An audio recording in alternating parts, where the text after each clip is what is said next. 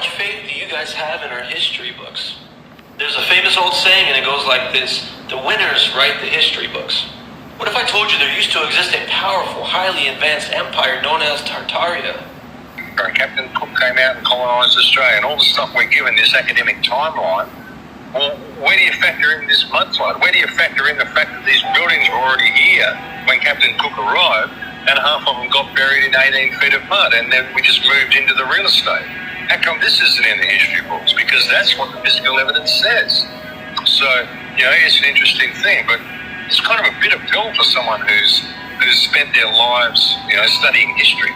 Because when we study history, we go to the academic sources, we look through the history books, we read that, and we believe the timeline to be correct. But what if the timeline's wrong? What if they manufactured the timeline? What if they inserted the Dark Ages to push everything back in time 1,000 years? And all this... Do the winners really write the history books? What if I told you there existed a powerful empire called Tartaria that was much more technologically advanced than us? But due to some kind of cataclysm and war, these people and their empire have been wiped out, and their history forgotten.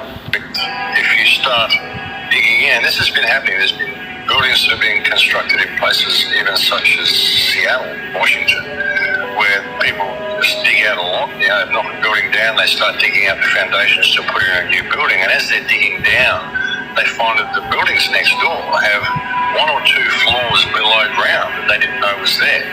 And it's not foundations, it's windows, it's doorways.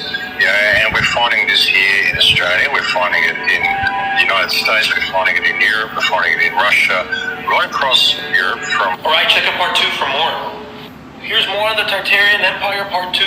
Go check out part 1 for more context. According to mainstream historians, the Tartarian Empire that ruled much of the world, and whose empire spread from all of Russia, much of Europe, parts of India, much of Asia, and into the Americas such as Canada and North America. According to mainstream historians, this is all just myth and legend. If it's just myth and legend, then why do so many old world maps have the Grand Tartarian Empire on their maps with their flag?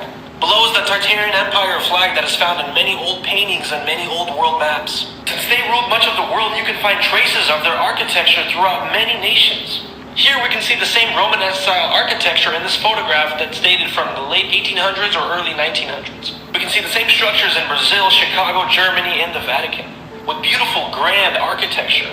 For example, look at this North Union Station in Boston. Here's more Tartarian-style architecture that has been destroyed. This beautiful structure used to be in San Francisco until it was destroyed. Check out part 3 for more. The Tartarian Empire part 3. Go check out part 1 and 2 for the full context. Here's more evidence for the mud flood. There are many of these similar structures found throughout the world, in Europe, the Americas, Asia, where they would start digging under old world buildings and they wouldn't find a foundation. Instead, they would find more building, windows, doorways buried deep below the ground. Such as this structure right here. Again, no foundation, just more building found underground. Here's another photo of a structure. Again, no foundation, just more building found. Here's another photograph of a street in Delaware in the early 1900s. As you can see, they're not building these buildings, they're actually discovering them. They're digging out these old world buildings and just moving in. What if these buildings were already here? Really makes you wonder how much of history is actually true. Here's a photograph of Chicago from the 1800s again, with a similar style of architecture that's found throughout the world, possibly the Tartarian Empire. How much of our history that we've been taught is even true? Napoleon once said, "What is history but a fable that's agreed upon?" Because that's all history is. Here's more of the Tartarian Empire that's been erased from history, part 4. Check out parts 1, 2, and 3 for the full context. Now, as I said in part 1 through 3, there are many traces of similar architecture found throughout parts of the world where this empire apparently ruled, such as Russia, much of Europe, Asia, the Americas, Canada, South America. Here's one example of similar structures found in Brazil, Chicago, Germany, grand, beautiful Romanesque-style buildings. You can find these buildings in St. Petersburg, Russia, America, Germany, much of Europe, much of Asia, South America, Peru, Argentina. These people were technologically advanced and they had free wireless energy. All their buildings and structures had these interesting looking antennas on top, such as this old building with what looks like to be a Tesla coil on top that was maybe used for free wireless energy. Like, what if the Eiffel Tower wasn't just some monument, but some type of wireless type Tesla coil that powered the city, giving the city free energy? Technological advancement is not linear, it's a roller coaster. Buildings have been constructed in places even such as Seattle, Washington, where people must dig out a lot, knock the building down, they start digging out the foundations to put in a new building, and as they're digging down, they find that the buildings next door have 1 or 2 floors below ground that they didn't know was there. And it's not foundations, it's windows, it's doorways.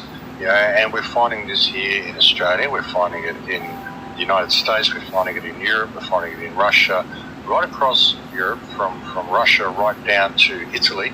So that's right across Europe, finding it in the Netherlands as well. But there's a whole layer below ground that people don't know is there. And it appears that something happened.